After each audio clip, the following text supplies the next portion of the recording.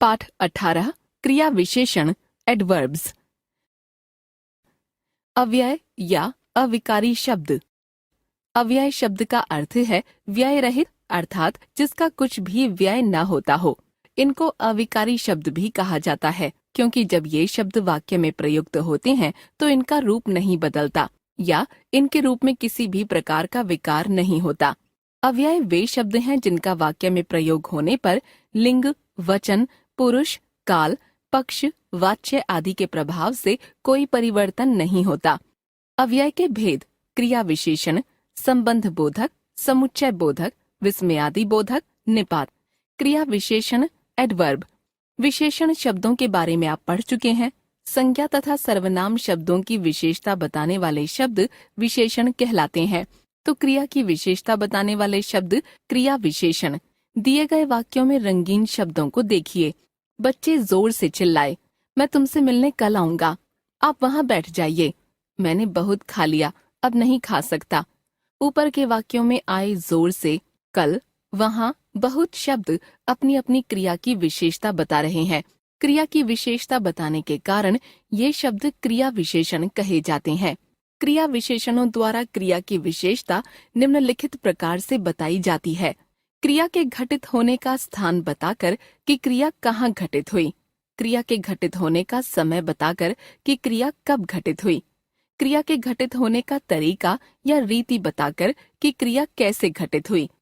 क्रिया के घटित होने का परिमाण या मात्रा बताकर कि क्रिया कितनी मात्रा में घटित हुई। क्रिया विशेषण भेद प्रभेद। ऊपर बताए गए क्रिया के प्रकारों के आधार पर क्रिया विशेषणों के निम्नलिखित 4 भेद सामने आते हैं।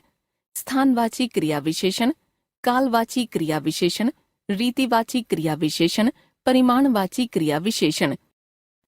स्थानवाची क्रिया विशेषण। जिन क्रिया विशेषणों से क्रिया के घटित होने के स्थान के बारे में पता चलता है वे क्रिया विशेषण स्थानवाची क्रिया विशेषण कहलाते हैं। जैसे इधर, उधर, यहाँ, वहाँ, ऊपर, नीचे, बाहर, भीतर, दूर, पास, आसपास आदि। स्थानवाची क्रिया विशेषणों का पता क्रिया पर कहाँ शब्द से प्रश्न करके लगाया जा सकता है। कहाँ प्रश्न के उत्तर में मिलने वाले शब्द स्थानवाची क्रिया विशेषण होते हैं। जैसे नीला उधर बैठी है। कहाँ बैठी है? उत्तर उधर। वह अभी बाहर गई। कहाँ गई है? उत्तर बाहर। वह पास ही रहती है। कहाँ रहती है? उत्तर पास ही। माँ यहाँ आराम कर रही हैं। कहाँ आराम कर रही हैं? उत्तर यहाँ। कालवाची क्रिया विशेषण। जिन क्रिया विशेषणों से क्रिया के घटित होने के समय के बारे में पता चले वे कालवाचक क्रिया विशेषण कहलाते हैं। जैसे आज, कल, परसों, रोज, सुबह, शाम, रात को, अक्सर, दिन भर, सदैव, हमेशा आदि। इनकी पहचान करने के लिए क्रिया पर कब शब्द से प्रश्न करना चाहिए। कब प्रश्न के उत्तर में कालवाचक क्रिया विशेषण प्राप्त होते हैं। जैसे हम लोग रोज फिल्म देखते हैं। कब देखते हैं? उत्तर रोज। वे कल पहुंच रहे हैं। कब पहुंच रहे हैं? उत्तर कल। वह हर साल विदेश जाती है। कब जाती है? उत्तर हर साल। स्वामी जी ने 10 साल तक तपस्या की। कब तक तपस्या की? उत्तर 10 साल तक। रीतिवाचक क्रिया विशेषण। जो क्रिया विशेषण क्रिया के घटित होने की रीति, तरीका की सूचना देते हैं वे रीतिवाचक क्रिया विशेषण कहलाते हैं। जैसे धीरे, जल्दी, तेज, धीमा, अचानक, भली भांति, एकाएक, झटपट, अपने आप ही, जल्दी से आदि। इनकी पहचान के लिए क्रिया पर कैसे शब्द से प्रश्न करना चाहिए। कैसे के उत्तर में रीतिवाची क्रिया विशेषण शब्द प्राप्त होते हैं। जैसे बस चलते चलते अचानक रुक गई। कैसे रुक गई? उत्तर अचानक। गाड़ी धीरे चलाओ। कैसे चलाओ? उत्तर धीरे। उसने कमरे में एकाएक प्रवेश किया। कैसे प्रवेश किया? उत्तर एकाएक। मुझे जल्दी से रुपये दे दो। कैसे दे दो? उत्तर जल्दी से। परिमाणवाची क्रिया विशेषण। जिन क्रिया विशेषणों से क्रिया के परिमाण या मात्रा संबंधी जानकारी मिलती है वे परिमाणवाची क्रिया विशेषण कहलाते हैं।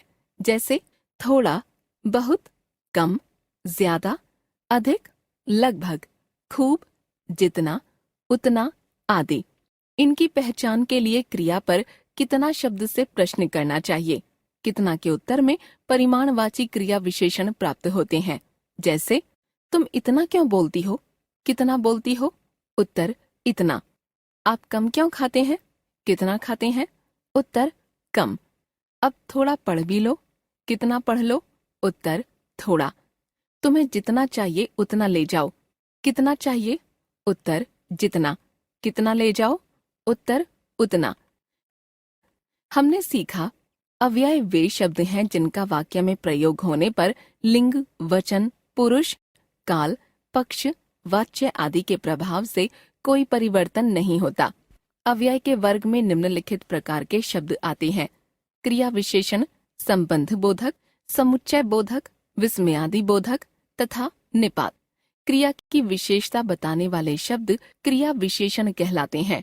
इनके 4 भेद हैं: स्थानवाची क्रिया विशेषण, कालवाची क्रिया विशेषण, रीतिवाची क्रिया विशेषण तथा परिमाणवाची क्रिया विशेषण। जिन क्रिया विशेषणों से क्रिया के घटित होने के स्थान के बारे में पता चलता है वे क्रिया विशेषण स्थानवाची क्रिया विशेषण कहलाते हैं। जिन क्रिया विशेषणों से क्रिया के घटित होने के समय के बारे में पता चलता है वे कालवाचक क्रिया विशेषण कहलाते हैं। जो क्रिया विशेषण क्रिया के घटित होने की रीति, तरीका की सूचना देते हैं रीतिवाचक क्रिया विशेषण कहलाते हैं। जिन क्रिया विशेषणों से क्रिया के परिमाण या मात्रा संबंधी जानकारी मिलती है परिमाणवाची क्रिया विशेषण कहलाते हैं।